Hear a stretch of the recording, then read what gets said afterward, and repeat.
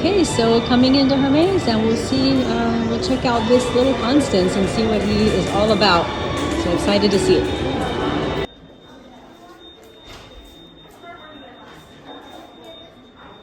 Hi, welcome to Channeling Luxury with Dani B. I am now showing you the Constance 18 that I picked up. You saw me going into the store, but that was as far as I could record. They do have a little private room at the South Coast store. I think most stores do that. They shut the door and your sales associates interacting with you, engaging with you, showing the piece that you can purchase or that they're offering you. This is not a Quota bag, by the way, although at some stores they're treating it like a Quota bag.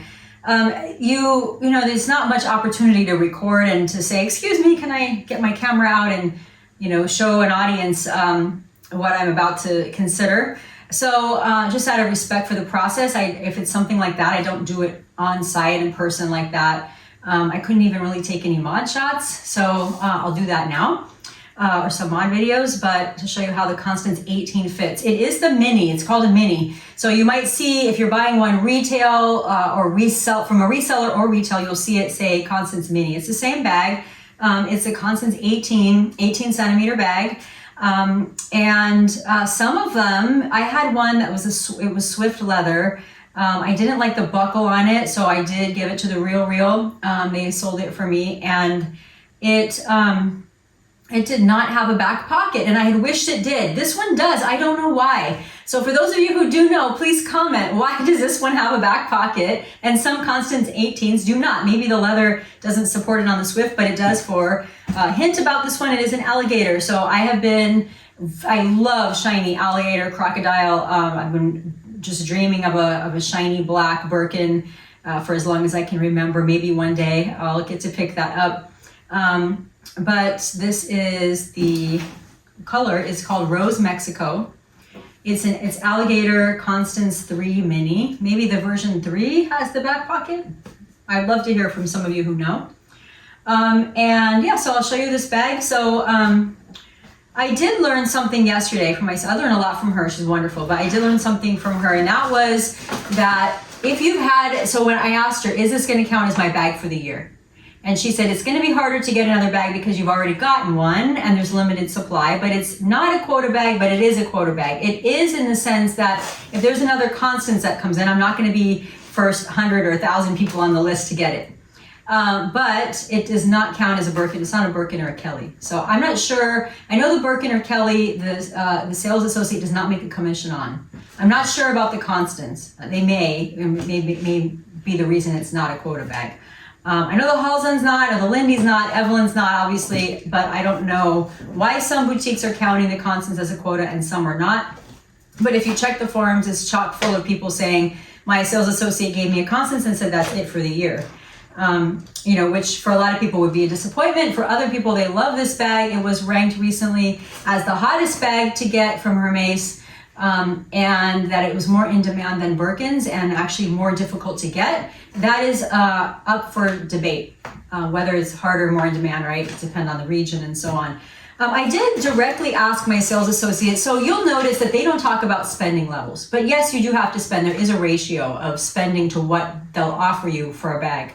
I have heard it's 1.5 or 2 to 1, something in that range. And she did mention something, you know, I mentioned that sometimes people post, and you may have seen this too, and it does get frustrating, that someone walked in, you know, they bought a few ready-to-wear items over 6 months, and then they were offered their dream Birkin. And then some of us have to spend, you know, quite a bit and maybe even sell some of the things we bought because we weren't in love with them to try to get offered something. And that's really where resellers, I think, have their niche, is why go through that, right? When you can pay more, but if you're buying a bunch of stuff you don't really like, then maybe it actually ends up costing you less. I get pieces I like. This little watch bracelet, I'm trying to show you here. I'll do a little review of this another day, but I get a ton of compliments on this thing and I love it because I'm not wearing a clunky watch, clunky because I like big watches today, but if I just glance down, I always know the time, but it's more like a bracelet. It's like jewelry, it's fine jewelry, but it also tells me the time. So, you know, I'm not picking up pieces that I'm not gonna wear for the most part. If you've seen my ready to wear video from Hermes, you've seen the dress, the jacket, right? That's sort of the thing that I'll tend to pick up that I will wear. And so for me, it's fine because I like the pieces anyway, but I know a lot of people will go kind of just buy stuff without really loving it because they're trying to get a quota bag. And that's the time I think resellers really can fill a niche. Sometimes it's going to cost you less overall. The nice thing about Hermes is, many things, right? Of course, the quality is phenomenal, but if you change your mind or you're just not that enthusiastic about what you purchased, maybe you go home and have a little bit of buyer's remorse, you're going to get a store credit if you're lucky, at least at the store I shop in Costa Mesa. But you can resell it and get your money back. And usually you can make a little bit of money as well. Even if you're using a reselling company like Fashion File or RealReal, usually pieces like this or Birkins and Kelly's, you'll be able to actually make a profit. So I don't buy them to sell them, but I have sold them because I saw it, used it, and was just thinking, you know what, bag's just not for me. I'd rather have something else, and then I sold it. And I haven't lost money on Hermes. I haven't made a ton of money, but I haven't lost money. So that said, I did ask about what kind of, without talking about spend, which is a little taboo at Hermes, you've probably noticed, they don't like to talk about that. It's about the relationship and the love for the brand and getting to know the leathers and so on. That's very true. However, I sort of touched on the subject and learned that there are people that come in. I was at the preview day and I saw more Himalayan bags than I've ever seen in my life in one day. More very large Hermes, couple $100,000 watches than I had seen ever. And folks are coming in with that kind of wealth that obviously many of us just cannot compete with, right? So if a Himalayan comes in, it's not going to come to me, regardless of what I spent that year or my relationship. It's going to come to someone who I learned will drop $1 million in a year, or will call from overseas and say, I'm about to spend 200 grand. Do you have it? If so, I'll spend it with you. No, I don't. Just get it. And then still, like in Dubai, for example, still not able to get a quota bag, even with that spend. Part of it's what they have in stock, and part of it's what's been allocated to other people already. So there's a lot of complications around it, but spend does matter, and I don't really care what people say about that. At the end of the day, yes, you can get lucky, and you can walk in, spend very little, or meet someone, have a nice connection to get a quota bag. It happened to me in Paris, but it was because of a specific situation, which I'll actually mention a little bit at the end of this video. And also when I have a Kelly up in my closet, I'll show you the Kelly and I'll tell you the story about it. Sometimes being nice just goes a long way, and being a pleasant person. But spend does matter for most stores in most situations, and some of them are more competitive than others. Obviously, Costa Mesa, California, there's a lot of wealth out there, and it's difficult to compete with that. The relationship matters a lot, but at the end of the day, somebody who comes in and spends $1 million, I mean, they deserve that Himalayan bag, compared to me, regardless of how much I would really love it and take care of it and treat it well, and it'd be a multi-generational bag. It doesn't really matter. So business is business, right? At the end of the day, but relationships matter a lot. So that said, we'll take a look at the Constance here. Again, color is Rose Mexico. This is an 18, so it's a mini. It says 3. I'm assuming it's a version 3. I would still love to know if that's why it has back pocket. So you will see a certificate when you purchase an exotic, mostly Alligator. I think they stopped doing this with ostrich, and it will. It just has details about where it was imported. Re-exportation is what this document says, and it's a permit number, and we will do. This one was permitted on 4/3 of 19. With a certificate issued of 7/2/2020. This was purchased in 2022, in the spring of 2022. So I don't know personally if that means, it says Alligator American Alligator. I don't know if that means it's been hanging around for 2 years and it just made its way to the store, or that was the date of that they created the leather from the Alligator. I'm not sure what that means. So we're going to get into the details of this in another video when I learn more. And if you know more, please share in the comments. I know a lot of us would love to hear about that. It is stamped Republic of France at the bottom with 1/1/21, 2021 as an export date. So it also says Saxe Amain. Again, my French sucks, I apologize. So many of you will say that much better than me. And it says that it was imported into 59th Street. That's what anything I've ever purchased that was an exotic has said. It was into New York, so I think that's just where it goes, from France to New York. And then it says that the non-specific or non-scientific species says Alligator Mississippi Mississippi. Mississippiensis, I'm not kidding, that's really what it says. And then for non-commune species, those of you who speak French can tell me what that means, or norm commune species, it says Alligator American. So, so that's the paperwork that you'll see inside the box. It will come in an envelope like this.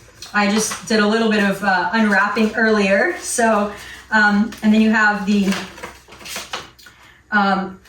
this is in every bag that I've purchased, which is, I believe, it's mostly written in French and Chinese. There is an English section about protecting it from bad weather, right? So we know some of these bags come with their own rain hat or rain umbrella.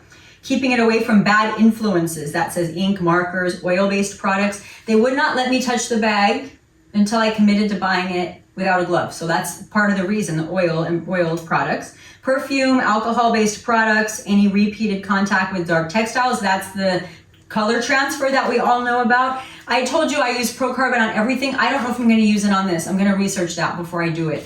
And then obviously it says don't overload it or place any irregularly shaped items in it.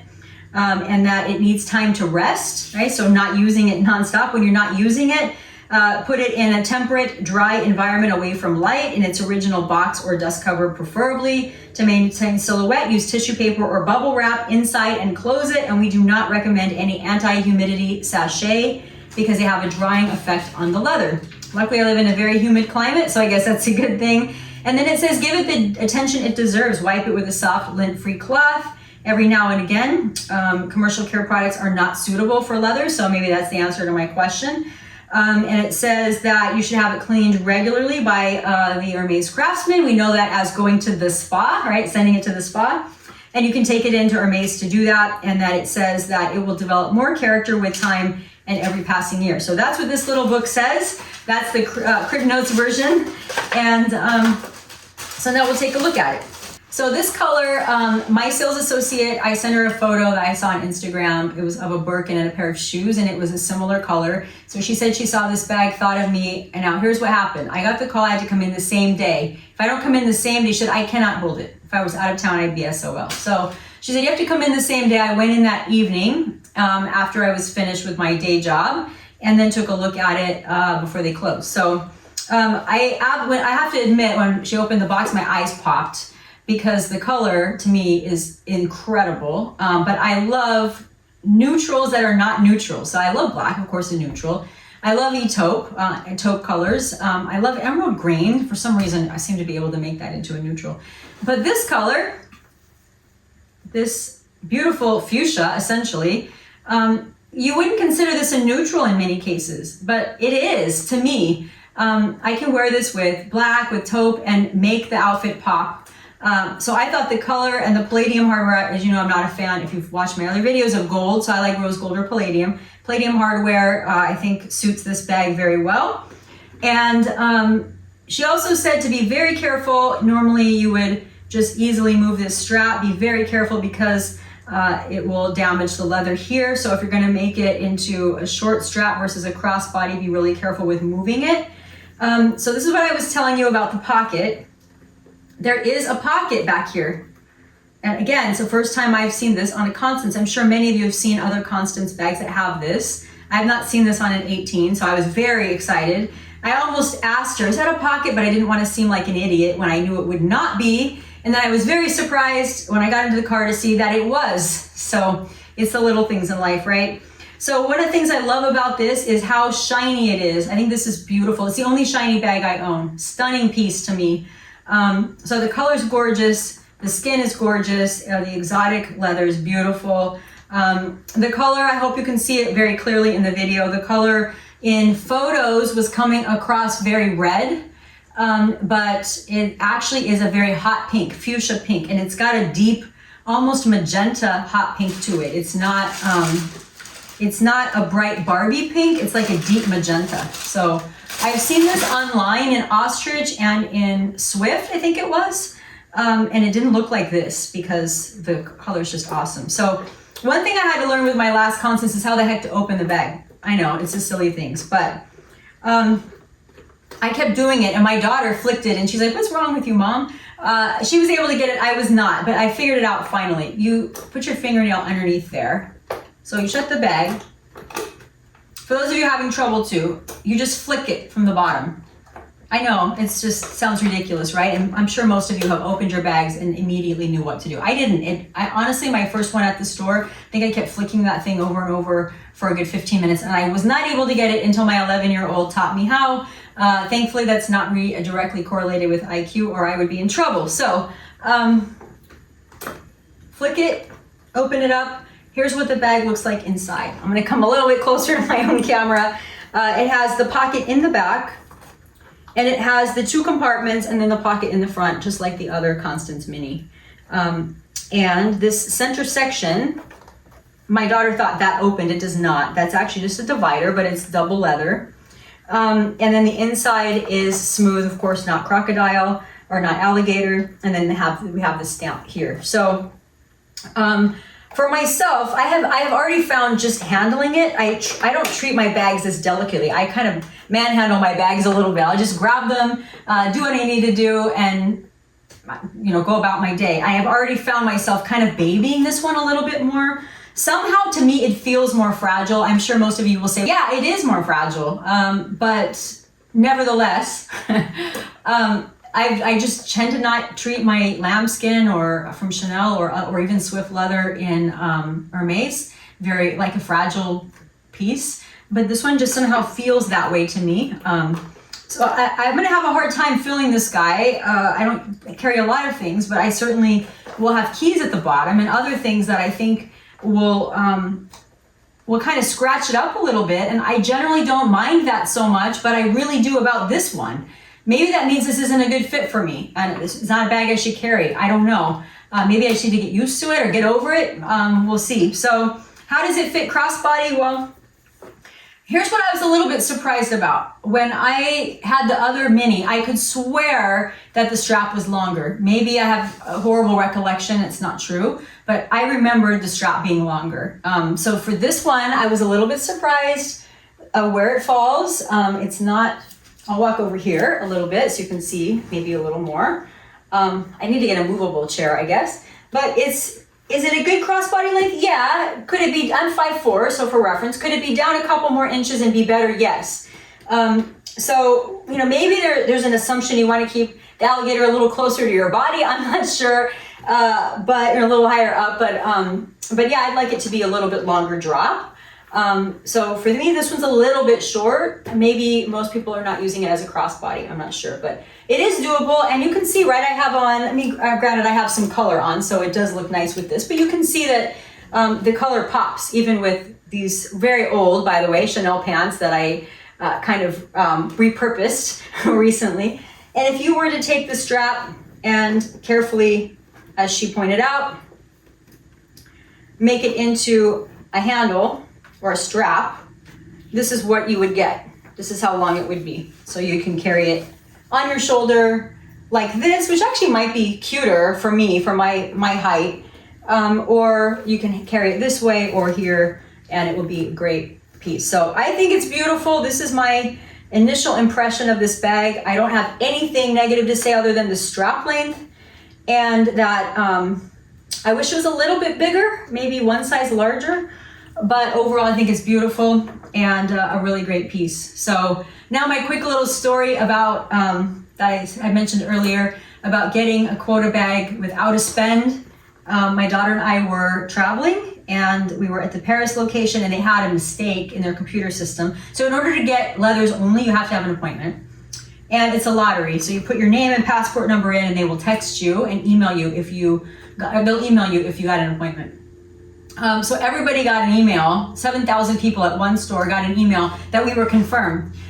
So we showed up, and there were very angry, it looked like an angry mob, people screaming at Hermes reps and security, and how could you do this to me? You ruined ruined my trip. I came down here, I left work, just screaming in multiple languages, and it was very obvious that people that worked there were miserable. Our appointment was at like 4 o'clock, or 5 o'clock, and we went down there and explained where we were from, and that we were here as was our last day, or it was our next to last day, and could we please come in anyway? And they said no, and we said, thank you for considering. And my daughter looked around and said, I'm sorry you have to deal with a bunch of of jerks. I mean, her language was a little more explicit than that, but it was really true. And so we ended up talking with them for a little while, and we were, one of the gentlemen that worked there said, "You are literally the only nice person today. There's been no one else nice." We were a little surprised. How can no one be nice? But okay, I guess no one was nice. And so he said, "Come back tomorrow, I'll remember you." So we happened to walk by the next day, and he pulled us aside, and I did get offered a Kelly 25 in black. And then I got a business card, and he said, "Next time, email me when you're coming, and if you have something special, we'll have it here for you." So, and he and the security team thanked my daughter and me for being kind to them and not rude. So in that case, I got a bag without spend, and yeah, it was because they had a really horrible day, and we stood out as being really nice. So can it happen? It happens more in France and other countries that you spend nothing, walk in and walk out with a bag. But definitely it can happen, but it's really rare. And there was a specific circumstance around it. So that's my only story of getting something without a spend. This is my Rose Mexico Constance 18. And yeah, I think she's absolutely, my bags are he's, is beautiful and also a neutral. So I'm really happy to add this to my collection. I will probably sell a few other bags, honestly, to pay for this. I've been doing that recently, doing major closet clean out, just stuff that doesn't fit, and I find it still has a tag. If it has a tag after a couple of years, I'm probably not interested in it for some reason. I went to do that with these pants, by the way, and then found out that I love them because they're stretchy and I don't like tight things.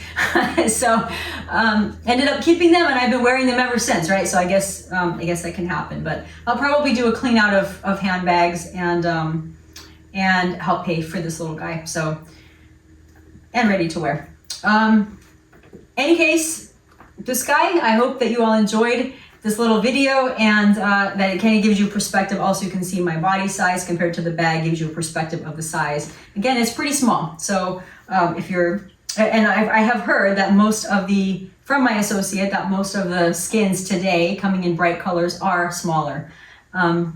And she also said it's easier to get black and a neutral than it is to get a color. I don't know if it's because they make fewer because they're in less demand, or if it's just what they order, or what they make and so on. So, okay. If you found anything today useful, interesting, please comment, like, subscribe, share with your friends. I will be very grateful as I work to build this channel, and thank you for watching.